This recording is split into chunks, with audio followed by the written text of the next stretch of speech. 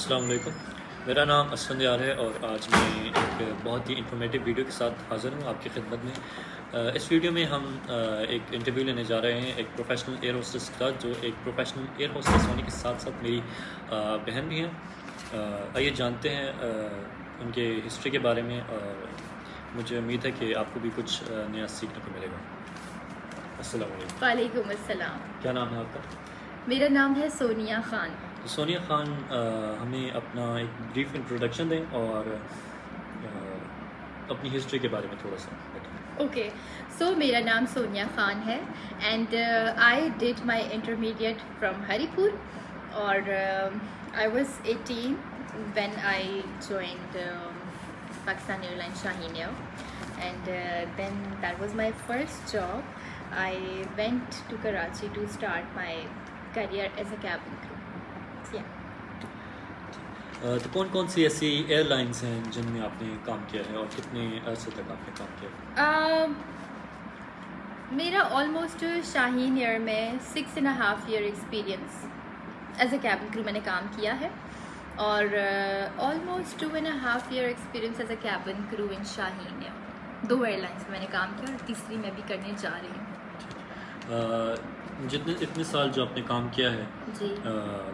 कौन से ऐसा बहुत ही सिग्निफिकेंट चेंज है जो कि आपने एविएशन इंडस्ट्री में देखा?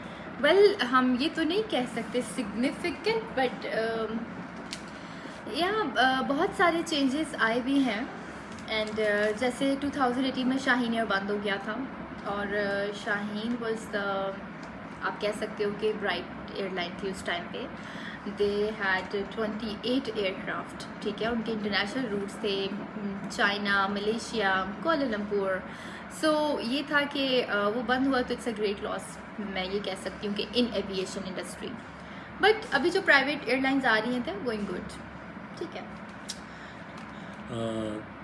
आप हमें एक एयर होस्टेस के नज़रिए से अपना एक टिपिकल फ़्लाइट एक्सपीरियंस के बारे में बता सकते हैं? Well flight experiences are good, मैं तो ये कहूँगी.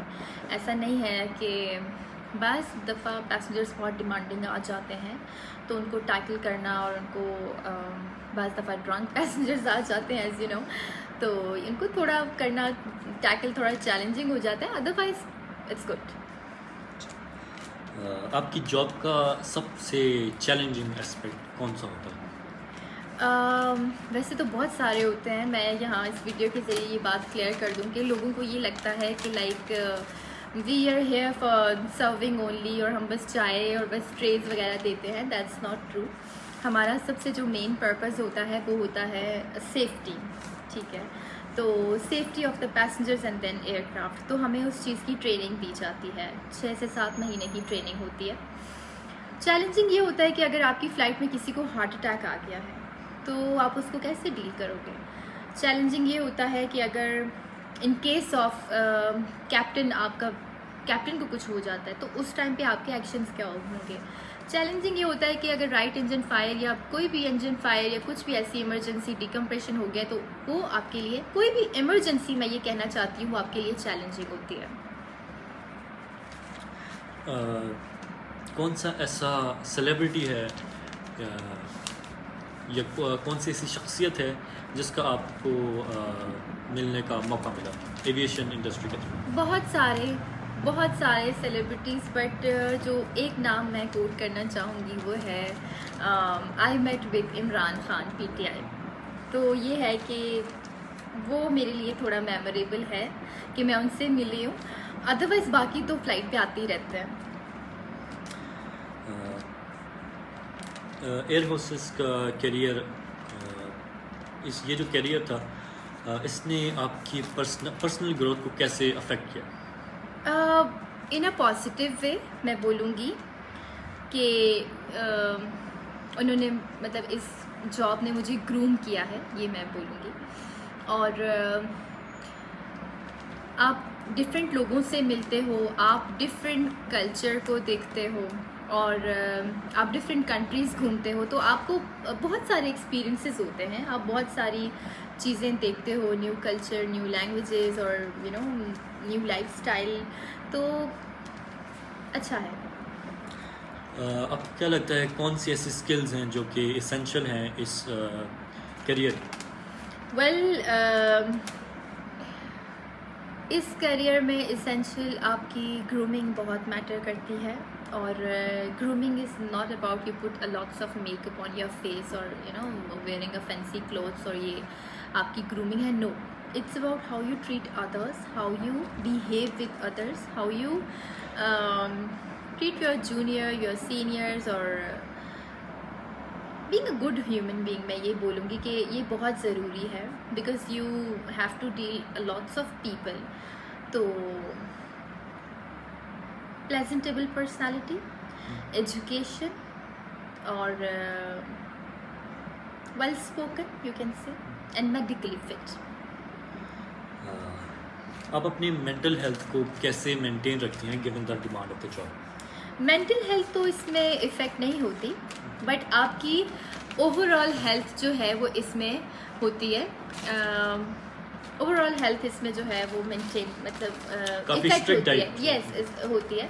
और उसमें ये है कि आप लाइक आर्टिफिशियल ऑक्सीजन में रहते हो, आर्टिफिशियल ऑक्सीजन में रहते हो बहुत ज़्यादा, तो उसमें आपकी बोन्स वीक हो जाती हैं। ओवरऑल भी बहुत सारे आपको हेल्थ इश्यूज होने लग जाते हैं। सो ये है कि आपकी ओवरऑल हेल्थ थोड़ा आपको बहुत ज़्यादा ध्यान रखना पड़ता है। अगर कोई इस करियर में आना चाहता है तो आप उसको क्या एडवाइस देंगे? कौन सी एडवाइस मैं यही दूंगी, फर्स्ट ऑफ ऑल अपना स्टडी कंप्लीट करो। लाइक जो मैंने अपना लाइफ से सीखा है that study is very important. ठीक है, इंटरमीडिएट के बाद आप ज्वाइन कर सकते हो, बट ये है कि आपको अपना स्टडी कंप्लीट करना चाहिए। उसके बाद आप कोई भी जॉब हो, उस जॉब को आप जो है फिर आप कर सकते हो, आप अप्लाई करो। एंड आपको क्या लगता है कि एविएशन इंडस्ट्री अगले कुछ सालों में कितना चेंज हो सकती है? अभी जो प्राइवेट एयरलाइंस आ रही हैं तो वो ये है कि they are going really good. ठीक है, उनके न्यू डेस्टिनेशंस जो हैं, बाकी सारी चीज़ें और उनकी सर्विसेज बहुत अच्छी हैं। तो मुझे ऐसा लगता है कि नेक्स्ट 5 to 10 ईयर्स हमारे पाकिस्तान एयरलाइन का जो फ्यूचर है वो बहुत ब्राइट है। या इट्स गुड। अगर आप मुझे कुछ स्टार्टिंग सैलरी के बारे में कुछ बता दें। वेल, इसमें आप ये तो नहीं कह सकते लाइक आपका एक फिगर है कि आपने बस 6 डिजिट और लाइक दिस आपने अर्न करना है, बट ये है कि इसमें ये है आप लाइक आपको एक बेसिक सैलरी मिलता है। Why you laughing? ओके, सो इसमें आपको एक गाइस हम लोग बहन भाई है ना, तो यू नो तो इसमें एक आपको बेसिक सैलरी मिलता है। उसके बाद आपका आप फ्लाई करते हो तो आपके फ्लाइंग अलाउंसेस होते हैं। देन आप स्टे करते हो होटल्स में, आप डिफरेंट कंट्री या डिफरेंट सिटी में जाते हो तो आपको पर आवर के हिसाब से आपको पे करते हैं। और मज़े की बात यह है कि अगर आप किसी भी कंट्री में होगे तो आपको उस कंट्री की करेंसी में आपको पे किया जाएगा। लाइक इसकी एक अच्छी बात यह है कि लाइक जैसे हम लोग चाइना या मलेशिया जाते हैं, हम एक हफ्ते का स्टे करते हैं वहाँ पे, तो हम कंपनी के होटल में और हर चीज़ कंपनी की यूज़ कर रहे होते हैं, लेकिन पर आवर हमारे पैसे बन रहे होते हैं। अगर चाइना में है तो यॉन्स के हिसाब से बन रहे होते हैं और वैसे डॉलर्स के हिसाब से, तो ये एक बहुत अच्छा बेनिफिट है। अगर कोई पैसेंजर फ्लाइट में मिसबिहेव करता है तो आप उसे कैसे डील करते हैं? वैसे बहुत सारे लोगों को ये लगता है कि अगर आपने टिकट परचेज कर लिया है तो यू ओन एवरीथिंग और एयरक्राफ्ट जो है वो आपकी प्रॉपर्टी हो जाता है। ऐसा नहीं होता, आपसे कोई मिसबिहेव नहीं कर सकता। लाइक रूल्स एंड रेगुलेशंस होते हैं इस चीज़ में भी। लाइक जैसे मेरी फ़्लाइट पे एक पैसेंजर दुबई से आया था, वो ड्रंक था और ही वॉज अब्यूजिंग और ही वॉज शाउटिंग दूसरे पैसेंजर्स को। तो ये था कि जब आप पाकिस्तान में लैंड करते हो तो आप उनको ASF के हवाले कर देते हो, जो सिक्योरिटी स्टाफ होता है, एंड देन वो उस पर लीगल एक्शन लेते हैं। आपका पासपोर्ट वगैरह आपसे ले लिया जाता है। तो बड़ी स्ट्रिक्ट एक्शन है, कोई आपसे मिसबिहेव नहीं कर सकता। फ्लाइट के दौरान उसे कैसे हैंडल किया जाता है? फ़्लाइट के दौरान तो ऐसे हैंडल किया जाता है कि उसको दूसरे पैसेंजर्स, ये रूल है, मतलब सुन के हंसी आएगी, अगर कोई ड्रंक पैसेंजर आ गया है और वो इस तरह मिसबिहेव करे तो हम मतलब उसको बांध दिया जाता है। रस्सी से? यस, उसको बांध दिया जाता है। दूसरे पैसेंजर्स की हेल्प आउट से, लाइक फ़्लाइट पे लड़के भी होते हैं तो आप उनको उसको टाई कर देते हो। ठीक है, फिर जब आप लैंड करते हो तो आप उसको सिक्योरिटी के हवाले करते हो और वो उस पर एक्शन लेते हैं। और कभी ऐसा हुआ कि फ़्लाइट में आपको इमरजेंसी फेस करनी पड़ी? फ़्लाइट पे मुझे इमरजेंसी लकीली मैंने इतना टाइम फ्लाई किया है, मेरी फ़्लाइट पे कभी कोई इमरजेंसी नहीं हुआ। I never faced an emergency, अल्हम्दुलिल्लाह। तो ये इंटरव्यू था सोनिया खान के साथ, जो कि एक प्रोफेशनल एयर होस्टेस थी। मैं उम्मीद करता हूँ कि आपको इस वीडियो से काफ़ी कुछ नया सीखने को मिला होगा। इस वीडियो को शेयर करना ना भूलें, लाइक करें और एक कमेंट भी छोड़ें। टेक केयर, अल्लाह हाफिज़, बाय बाय।